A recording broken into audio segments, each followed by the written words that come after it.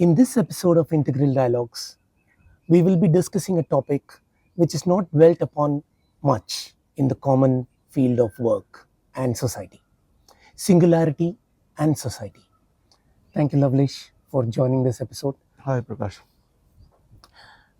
A topic which is not much discussed: singularity and society. It's also a futuristic topic, uh, mostly in theory, especially the technological singularity.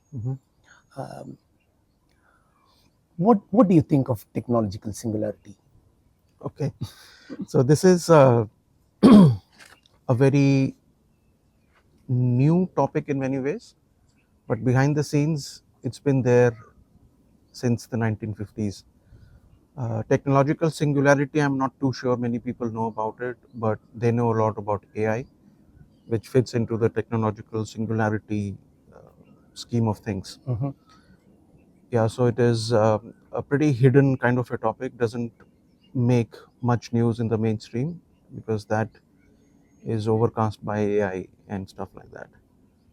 So, yeah, what are your inquiries around this topic? Let's So, pick see, it up. I come from a software company Okay. kind of a background, and there is AI or artificial intelligence much in play. It's a disruptor. In a good, bad way, we don't know. But as of now, from an economical point of view, it is a good way of looking at it. Yeah. A AI which goes further on, and gives a equal or better competition towards the intelligence of a human, maybe is a future that they are looking at. But what my question again is that, is that a technological singularity? A future of AI will culminate into technological singularity, or is it something else? Can we break down into simple words what technological singularity is? Singularity is, yeah. All right. So, again, there are two words, technological and singularity. I think the other day we were discussing that the amount of words that are there in our lexicon today is increasing. So there is always a qualifier before a noun. So for example, singularity alone wouldn't suffice. You prefix that with a qualifier called technological singularity. So let's break this down, as you rightly said. Yeah. Let's break this down and try to understand what this is all about. Singularity, the word singularity is very interesting. We use it in physics. And in this particular context, it has been used very smartly. So let's break the word singularity. Singularity means singular, which means there is no non-plurality. It is, singularity means absolute nothingness. I just try to imagine that. Absolute nothingness, which means there is no sense of or concept of space and time. It's like a primordial state of the universe. Nothing exists. Uh, Singularity is used also in mathematical terms, mathematical singularity, which essentially means that a mathematical equation at this point breaks down and there is an infinity. The equation cannot go any further. Interesting, right? And the Sanskrit equivalent to singularity is ek adva, which again means non-dual, oneness, singular. Beautiful word, yeah. Ek adva. So what has been done is they have prefixed technological singularity, which means that all that exists by this logic is technology. And within this technological singularity scheme of things, you can fit in AI, transhumanism, and the fourth industrial revolution. In fact, the fourth industrial revolution would have technological singularity and transhumanism under its umbrella. And if you organize all this, it perfectly fits into the larger umbrella, which is technological singularity. The word technological singularity has been coined by a gentleman called Ray Kurzweil.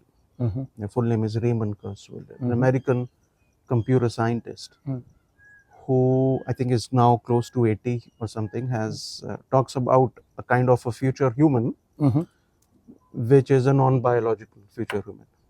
Interesting. As we progress, we'll talk about how the man is envisioning the future human, which again fits into the non-biological intelligence. That's what they have been working towards. See, what was the first industrial revolution? Any idea? Mechanical automation. Yeah, so the engine, locomotive, right, that enabled goods to travel from one place to another. The second, of course, was electricity, which changed life on Earth. That's called the second industrial revolution.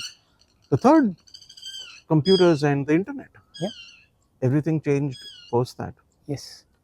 The fourth is your AI and transhumanism, which means transcending humanism, but not in the way we speak of, not in the way of evolution of consciousness, but transcending human capabilities and capacities by way of technology. So now you see, this is the scheme of things of technological singularity. And I'll tell you how they define this. They say that a future period in time where technological changes are so rapid, the impact is very deep, and these changes are irreversible. So for me, I would raise a flag when they say it is irreversible, which means there is no going back. Technological changes are rapid, of course, we know. Yeah. I mean, at breakneck speed. Yeah. Yeah. The impact is deep, I also understand. But when you say irreversible, which means that you can't be what you are today, like another version.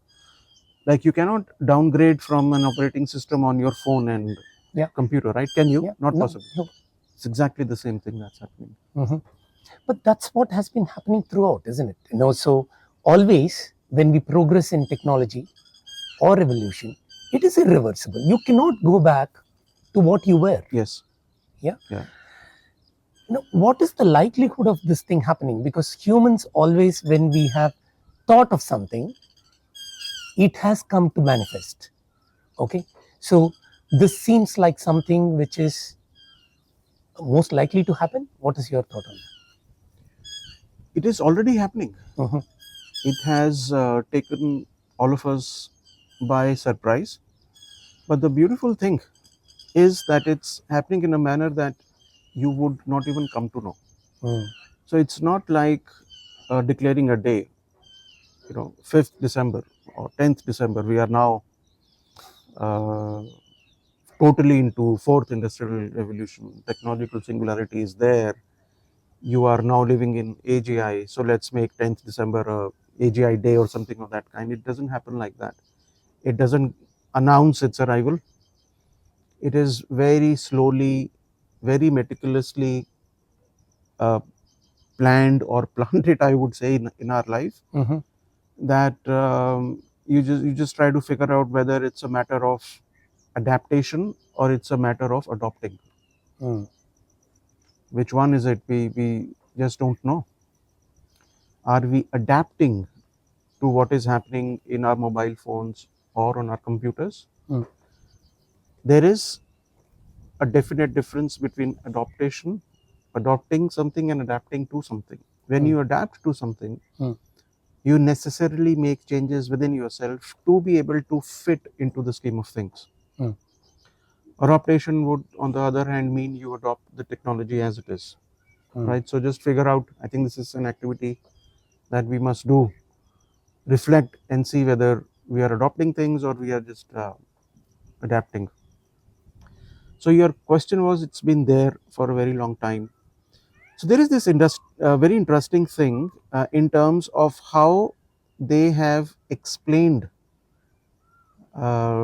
technological singularity in terms of stages. So it's like an evolution. Mm. And when I say they, I'm referring to people like Ray Kurzweil and the rest. And we will talk about, at least there are 5 prominent personalities who've been talking about this for a very long time. Mm-hmm. And I would be happy to, if you're interested, just share their names and see what all they have done as of now. Mm-hmm. And some of them are also now, there's a red flag from them. Mm. We never wanted to build something that would do what it is doing now. Mm. So that's the interesting part of it. Mm. But let's come back to how this will cover the whole of humanity, encapsulate the entire humanity within its scope. Mm. So they say that, and that's how they explained the biological evolution leading up to a non-biological intelligence and the human entity, Mm. the Homo sapiens, no more to be Homo sapiens. Mm. So they define 6 stages Mm. or 6 epochs. So the starting one, the epoch 1, is where information is in the chemistry and physics. Mm. What does that mean? An example would mean 2 atoms of hydrogen and 1 atom of oxygen. So H2O coming together is your chemistry and physics. That's your epoch 1. And as you evolve, you go to the next stage, which is your epoch 2, which essentially is in your DNA. Mm. Information is found in your DNA. What does that mean? An example would mean self-replicating cells, and it also means bird. For example, a weaver bird, it knows how to build the nest so perfectly. I don't know if you have seen Yes, yes. a nest bit. So this is the information in DNA. Yeah, it is inbuilt. It is inbuilt, and the bird is able to do what it does. Correct. So from chemistry, physics, it moves to biology now, which is epoch 2. And this DNA that you're talking about will be inbuilt in humans. No, it's already there. Ah, That is why the bird is able to do it. We are still far from any technology intervention as of now. correct. They are explaining the stages, how the information is. Okay. So the natural DNA will be a technological DNA. Moving forward. Moving we will forward. come Of to course. that. Yeah. So up till now, they are saying this is how we have evolved. Uh-huh. This is where we find our binary, which is their information. So epoch 3, as you evolve, epoch 3 is when you have brain. So after DNA, brain. As the nervous system becomes more complex, even the size of the brain becomes bigger, right? There you have your neural patterns. Example, the way a child learns language, for example. Picking up language. That's because of your neural patterns. So it is your brain. After your physics and chemistry to physics and chemistry to biology to your brain. Epoch 4 is when your hardware and software comes into picture. Example, very simple, your computers and the software that's there. Most of the information today is lying in data centers. This is the defining movement. This enables epoch 5 and 6. Now that you have a hardware and a software, now that you know that you can store infinite data in these systems, you talk about merger of hardware and software with the human biology. What are the examples? Elon Musk Neuralink. The project is still on, I don't know, but a lot of controversies around it. The intention, so they would always present the good intentions so that there is no aversion to what is being done. So Neuralink is one example. Another could be augmenting cognition, because now chips, nanobots are entering your biology. So it will suddenly augment all that you can do like trillion times more. And who doesn't want it? That's your epoch 5. Epoch 6 is your technological singularity, where biological intelligence of a human being is replaced by a non-biological entity, and that's the end of it. Complete, absolute merger, as we know. Not only merger, the biological aspect of the human life is no more a biological or a natural intelligence. That is how, if I may say, the roadmap, it is definitely a roadmap, is being laid out for you. This is how, and whatever I have shared with you is been documented. Maybe an interesting question from you can be, why am I so interested in Let's go for it. this particular topic? Because otherwise there are 100 things to research. By interest, I am a researcher. I try to keep a very close eye on what is shaping the human being, and of course how it impacts our growth and evolution in the reference and context of education and personal growth. So that is how. So I look out for these red flags and the trends that are there. For a very long time, I have been doing this. Recently, because we are fascinated by innovations like chat GPTs and the rest, and I see the impact. We will talk about impact of AI and the rest as we move along. So my interest is there because everywhere, anywhere you go, there is something that has AI inbuilt into it. So I mapped it back to technological singularity, figured out who these people are, and trust me, they have no historicity of consciousness, absolutely zero, and they are hell bent upon making this happen. Now, where are we in these 6 epochs? Any guess you would like to take? Are we at epoch 4 or 5 or 6? 5 is the merger. 4 is your hardware and software. Maybe we have in some places in 4 and to some. I mean, 1 is definitely there. We have crossed that stage. Maybe a little bit on the DNA front also we are progressing. The Neuralink stage also there is a progress. On the brain front. So maybe 2, 3, and 4 little bits we are touching in that zone. So we have passed through again what is so many terminologies, but nevertheless we need to use this to sort of explain ourselves. Technological ambivalence is where we are just passing now, right now. What does it mean? It means that we are figuring out whether or not to accept this and whether it is beneficial for us or not, and trying to play with it. I think we have moved far. Very far. Everything I don't think is now a friend that you always have is a large language model application, which is nothing but AI in operation. From ambivalence, we would move to technological inundation, which is your epoch 6, which means you are inundated by what is happening in your mobile phones and laptops and elsewhere.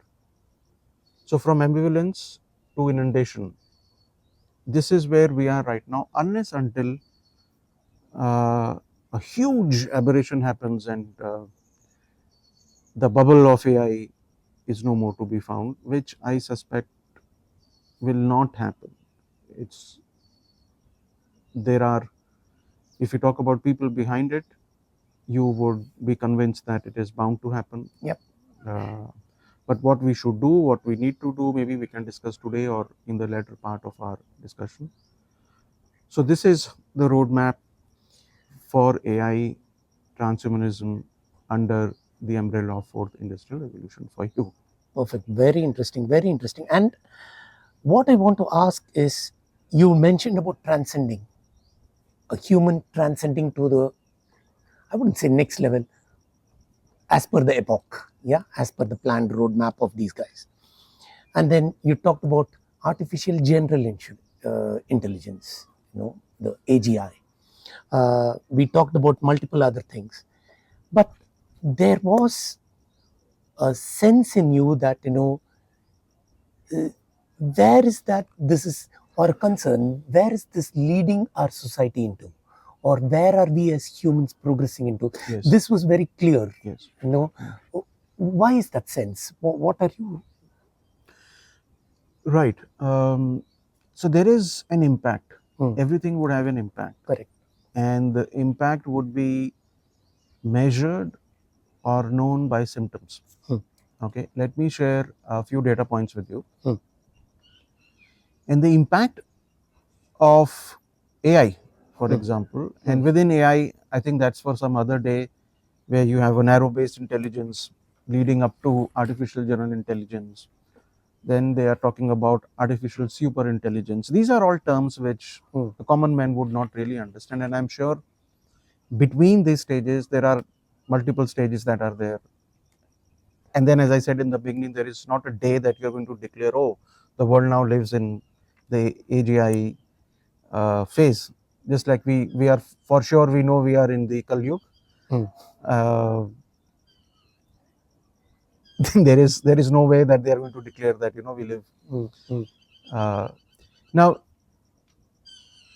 I will talk about impact. So you asked my sense where I am, where my face is a poker face or a question mark or a sense of anxiety or a worry. Would that qualify me being a pessimist, hopeless pessimist, or is there optimism there? I would say I'm neither optimistic nor pessimistic. There are certain impacts that we can measure. So, for example, and this is very interesting, as the technology advancement uh, announces itself in different ways, 95%, I'm sharing some data with you now, 95% of Americans do not want an unregulated AGI. This is data from Future of Life Institute. Sample size, see these surveys, sample size is between 1500 to 2.5, 3,000 sample size, that's all. But it's a representative sample. In research, you cannot have a sample size that goes into thousands. It is usually between this range. So 95%. So there is a worry in terms of the guardrails, the safety concerns. Then you have Pew Research 2024. 23% of young adults prefer digital relation to human. Does that ring a bell? Yeah. And this 23%, the age group is below 35 years. Pew Research, one of the agencies that does a fantastic job of Pew Research, 23%. About 12% of teenagers are engaged in one form of LLM or the other for emotional support. And another 16 to just use it for the fun of it, or to figure out their research or finding an answer to something, etc. It's been used. There is something called AI psychosis that's happening. You know what it means? It means that everything else is not real, but this whole thing of you interacting with AI in your phone, whatever comes via medium, is real. So the sense of reality is now blurring. Anything that you can feel, touch, where you exercise your faculties is not real. That's called AI psychosis, and it's on the rise. Virtual reality. All of that is real. Again, moving to the qualifier and leaving the original behind. Then there is a whole lot of cognitive impacts, which I'll share with you. The most alarming is something called digital dementia. a 400% increase of early onset of digital dementia between age 33 and 44. What is digital dementia? It means a certain part of your brain is not getting, you are not using a certain part of your brain because thinking is not happening. So that part of brain shrinks and the density is also not there. These are found in, and you have brain fog, which means you can't think, the right word doesn't come to you, your ability to form a sentence is not there, memory loss, etc., etc., etc. There's a professor, I'm forgetting the name of the university, doing this work on digital dementia, and they have scanned, I think, quite a bit human brain to figure this out, and you can see this in an MRI scan. It's all grayed out. There's nothing there because it's not getting exercised. Just like physical body, no exercise, Your muscles will go, no? Yeah. Same thing happens to your mind. Same thing is Brain. happening in your brain. So these are some of the red flags. Then one thing which MIT again studied between the use of LLM and the Google search engine. The sample size again very small, about 54. But interesting things that they have found out. One is, so they were given an essay to write and to remember, and they figured out the difference between those who use LLM and those who use Google search engine or any search engine for that matter. Now, the overall impact of using such applications is as following. Number one, the cognitive load is on the downside. What does that mean, cognitive load on the downside? Essentially means that the amount of exercise that the brain needs to do naturally is not happening. So it's followed by something called cognitive offloading. So you offload everything from your brain, mind to some other agency, right? Okay, I am authorizing you to think for me. So cognitive offloading. Cognitive atrophy, I just mentioned, which is degeneration of the brain cells, dementia, and so on and so forth. Another very fancy term nowadays is cognitive debt. Debt is always on the liability side, right? So once you are not able to think, you are always under sort of a debt, because I need to borrow thinking from somewhere else. I look at it that way. Correct. You're borrowing, right? You are borrowing. Yes. A question comes to you, you quickly go to a chat and you want to know the answer. You are accumulating a lot of cognitive debt. Whereas if you were to able to use your own thinking, become a bit quiet, exercise the natural intelligence that's there of the human mind, it would not be a liability for you. It's an asset. Yes. Then there is cognitive cost that they talk about. Everything has a cognitive cost involved. These are some of the impacts that are there. I'm sure there are more. So in terms of relationships, I don't know if you know, AI Companion had some 28 million downloads.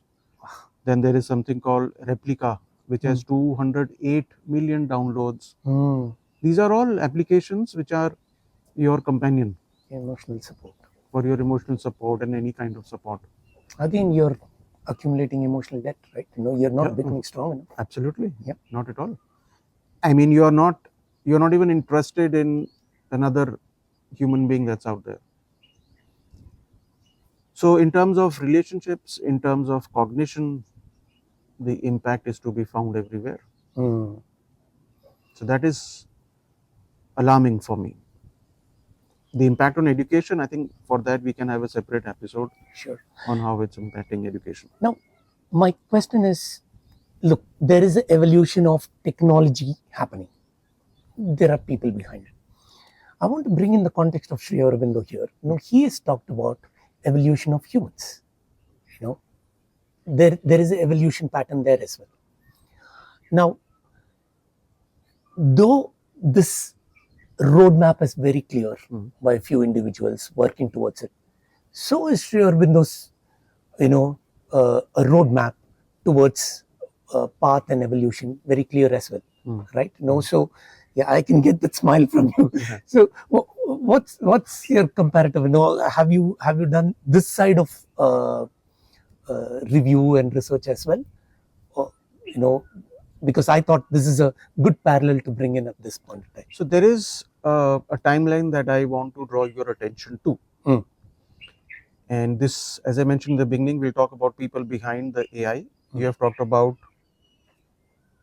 Sri Aurobindo behind uh, the evolution of consciousness, uh, a movement towards the supramental.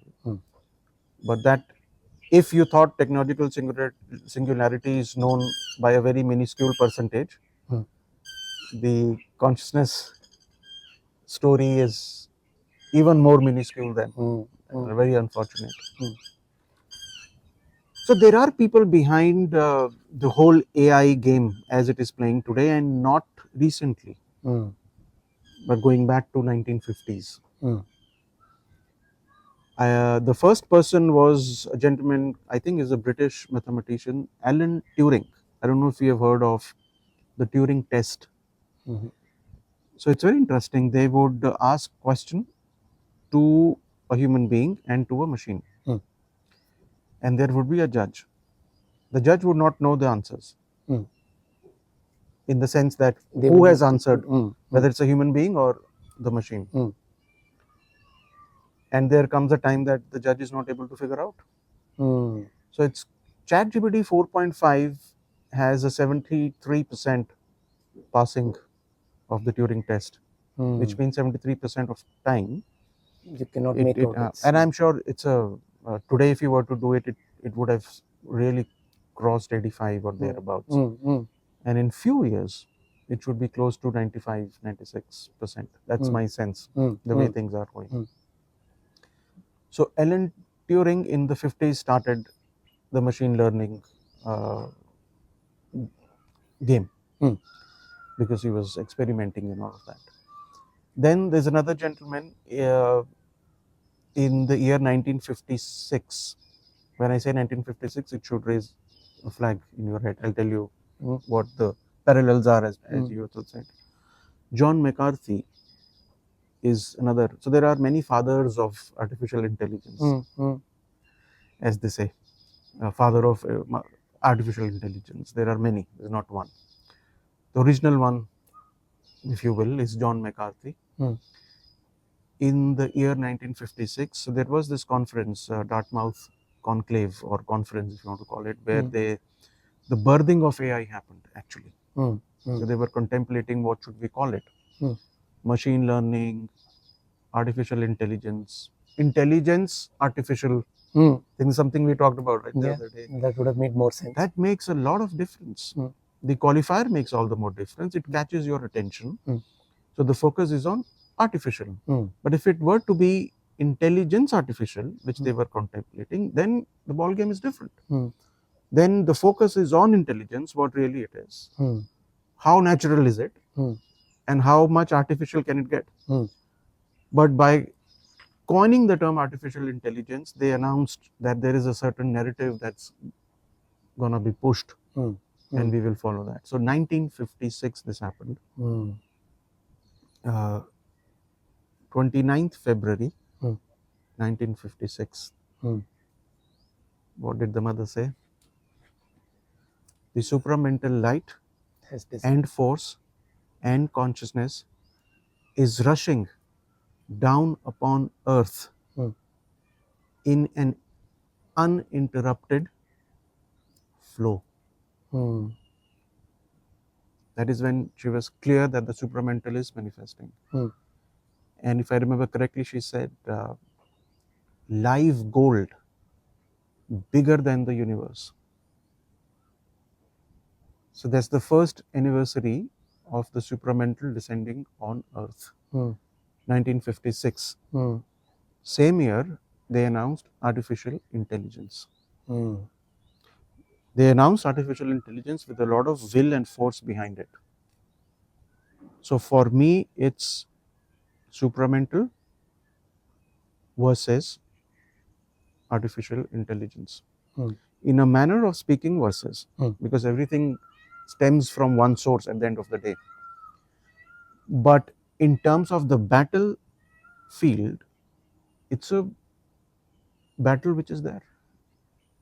And we need to become more mindful of it, more aware of it, which way we want to go. Do we lose our human agency and allow something else which is artificial to lead us? The question really is, what is going to lead the humanity to its next stage of evolution? So what the technological singularity evolution, as I talked about in the beginning, I talked about 6 stages, right? Correct. Each stage creates capabilities that informs and creates the next stage. So physics, chemistry to DNA, to brain, then your heart. So each stage you would see is creating a certain capacities, right? And that pushes and creates the next level of the epoch. Similarly for us, it's the consciousness that must create the next stage in the human evolution. We are not done with. Yes. I mean, you and I is not the final being that we are. Of course, the evolution is now going to happen via the mind and going beyond the mind and all of that, because there's not going to be another kind of a species unless and until they have their way, which is a humanoid or a cyborg, moving with a lot of so they're talking about chips, they're talking about nanobots. And Prakash, you would be surprised to know, and now to see this expression on your face, they are talking about replacing the human heart, as it were, with an artificial heart. And they are talking about replacing the fluid blood with vasculoid, which pumps your artificial heart. And they're talking about other organs. I'm not joking. This is documented. It's happening in the lab. The pilot is being done to test it out. Not now, in the mid 2000. You mentioned about the Turing test. Turing test. Turing test. Yeah. I mean, I think the test is not far away where you cannot make a difference between a bot and a human. Yeah, of course. It's not. So, So, interesting. even physical, I'm saying. Even physical. Yeah, interesting. So, we imagine a human being that wears nothing. I mean, apart from clothes, of course. Then when our eyesight began to blur after a certain age, which I'm not sure was the case maybe 200 years ago. I'm not going, or let's say 300 years ago. I don't know whether people had. I have not seen any historical personality, if there were any, even sketches or wearing glasses, right? So the something would have happened, whether in food or something, where the invention of glasses became this. It's very serious these days. Yes. From age 5-6 onwards. Yeah. The post-COVID and all of that. That we know because of the hardware coming in. But then you had the watch, etc. It was still okay with the watch. The idea was just to see time. Just like, I don't know if you've seen the Nokia phone way back in 2000, a big piece of gadget to hold, and all that you could do was an SMS and talking to someone. See what's happening today. The phone is no more the phone. A watch is no more a watch. The claim is that your heartbeat, your oxygen levels, your glucose level, blah, blah, blah, etc. can be measured. Still outside the skin. But it's very soon going to get inside the skin. I think it's already happening. So they are also talking about nanobots, which means that if the nanobot identifies lower levels of glucose, protein, It'll pump it. It will pump it. Now, we've talked so Sorry. much. Yeah. There was, so I talked about John McCarthy. I Yeah. finished there, right? Yeah, yeah. Before that, Alan Turing. Mm. There are others who are there. Mm. The earliest visionary was a gentleman called Marvin Minsky, Mhm. who talked about artificial intelligence much before these guys. Mm. Then you have Jeffrey Hilton, Mm. deep learning and LLM and all of that. Then you have a gentleman in the recent times, Joshua. He is now talking about preventing AGI to manifest, leave alone ASI. Mm. So people from the same fraternity now know the downside Mm. of this technology. Are they being pessimist? I mean, I leave to your imagination. But haven't we gone too far? No, these individuals. I don't think they can stop anything now. It's we've gone that path to undo it. Interesting you bring that, but there are people who are, they have made their life mission Mm. to see to it. See, Prakash, Mm. the whole AI thing, even today, is like a black box for us. We have no blessed idea what's going to come out of this black box. Mm. You can't see what's inside. Mm. It's like a Dr. Frankenstein's monster. Mm. Mm. Once having created a monster, one has no idea what this monster will be up to. Mm. There are no guardrails. Another data point for you, only 2% of AI research is focused on safety. Mm. Emerging Tech Observatory. This is a research done by Emerging Tech Observatory. Mm. Only 2% is focused on the safety of AI. So I think it's gone too far, and you are now thinking how to deal with it today. Mm. Tomorrow it would have taken a quantum leap and would have done things which, so you will always play a follow up sort Yeah. of a game. But if you're going in that direction, you will always follow up again. Yeah. But we touched upon the evolution of consciousness. Yeah. If we play that game, it is a different catching up. Yes. Can you briefly explain? Is there a level above intelligence? Will humans be pushed to start evolving towards this evolution in consciousness and more in this direction, with this being there? Is this a push to get there? Because if this is minuscule, you said this is much more minuscule. It's a Mahabharata out there. Mm-hmm. The Kauravas are on the other side, Mm. and the Pandavas are on one side. You draw your own conclusion what I'm referring to. Mm. And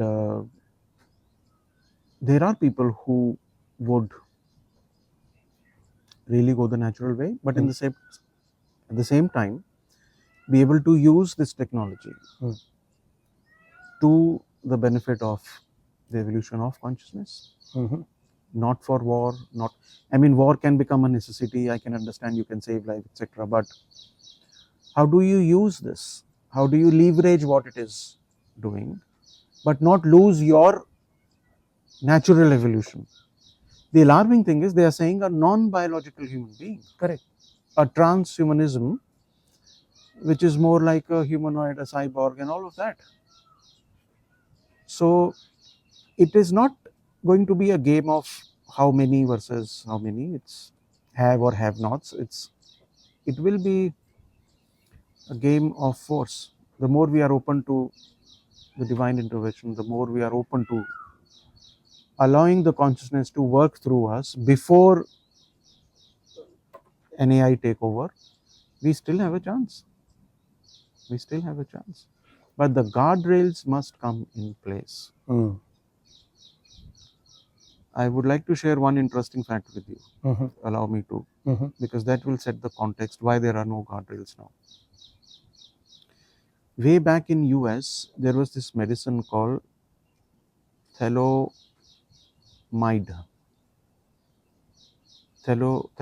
something to that effect. It was a medicine for pregnant women, to use it or to take it when they feel a bit uneasy, headache or vomiting sensations, so on and so forth. Thalidomide. And women started taking it. And you know what happened? It will shock you. The child born would not have one arm in most of the cases, or an unformed body. And this disclosure wasn't there. It was banned in US right away. But do you know where it continued? Africa. Our favorite Testing ground. testing grounds. No guardrail. For a very long time, the automobile industry never thought about safety. 6 airbags. People will have to shout. They will have to raise flags to be able to prioritize safety for a very long time. US, Germany, even Germany for that matter. I mean, we're talking about 6 airbags today as being something mandatory in 2025, 26. After. Right? So, statutory warning doesn't come with. Have you seen? Statutory warning with AI and elsewhere? No, nothing. Look at the rate of, I leave it to you, adoption or adaptation. Think. 2022 November, OpenAI announces its baby, ChatGPT. In 5 days, you know how many users? Millions? 5 million in 5 days. In 2 months, 100 million. 2025 data is 700 million. We are in June of 2026, would have crossed 800 or something thereabouts. Just look at the rate of adapting or adopting this technology in our life. So that is where we stand. So we have talked about how it is implemented, what is the larger roadmap that's there. Everything falls under fourth industrial revolution. The interesting point here is the World Economic Forum talks about this. It's a body that informs the government across the planet. So anything coming from there, or a WHO, which is now, in fact, the UN is now run out of money, by the way. And anything comes from there is the last word, sacrosanct.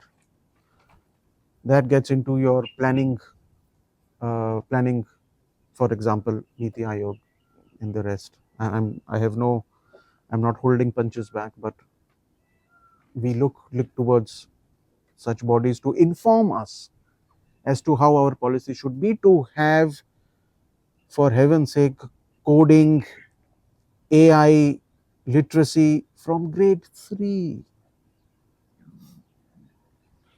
Anyway, that is for some other day. Definitely, and I think there is a lot to contemplate and think about multiple things. Who are these bodies? World Health Organization, World Economic Forums, or many other ones. Who are they to inform and guide? Sure. So I'm glad you brought this. I'll give you a few names. Okay. You recall Skype? Yeah. The way back in, I think, 2000, we used to. Yeah. The founder of Skype is Jan Tolin. Pardon my pronunciation. I don't know how to pronounce foreign names. He is the founder of Skype, and he says, quote unquote, extinction risk from godlike AI is just not possible. It is imminent, quote unquote. Then you have another gentleman called Peter Thiel, Thiel. He is a German American venture capitalist, the co-founder of PayPal, an outside investor in Facebook. He's a venture capitalist and loves funding transhumanistic AI ventures across the planet. You can't imagine the kind of power these people exercise and the kind of funds that they have only for such initiatives. and projects. He was asked in an interview by an interviewer. Let me see if I can recall. He asked Peter Thiel, would you prefer the human race to endure? Right? That was the question. Peter Thiel had an extremely long pause.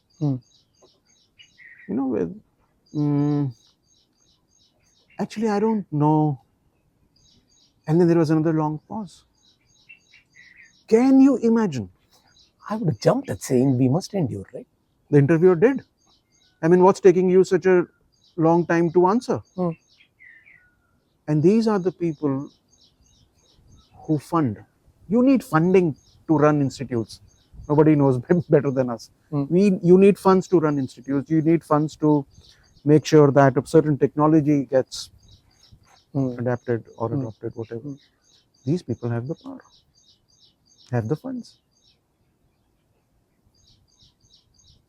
And there are people who are at the same time raising red flags from the same fraternity and within the same fraternity. But I've never seen, whatever time that I get to hear them, study them, read them, no blessed idea of what consciousness really is. They are of the they are of the opinion that consciousness is a result of the nervous system, which is partially true. If that were to be the case, how do we will our minds to change our physiology? Then what happens? So they are ill-informed, less informed about the fundamental thing in life. About the fundamental thing in life. So therefore, they have the scope of intelligence, they have brought it down to just two. Propositional knowledge, which means the ability to recall data and information in your head, and logico-deductive, which is a certain aspect of intelligence which recognizes patterns and reasoning. Now, these two are very easily replicable, can be very easily replicated, is being replicated. Yeah. If that is to the efficiency, I mean, you can't match the output that an LLM will give, which we will not be able to calculate. But if you confine intelligence to only that, then they have won the narrative game. So we think that intelligence is just this much. So another topic to discuss, what really is intelligence? Of course. There is lot to discuss. Not just what is intelligence, what is above intelligence. Yeah. Is there something more than that? When the game is of intelligence and technology is being played, we can explore other realms of consciousness. Thank you so much, Lavlish. There is a lot to contemplate, a lot to discuss. Sure. We will leave this with more questions to be asked and for people to think. Yes. Thank you. Thank you so much. Yeah.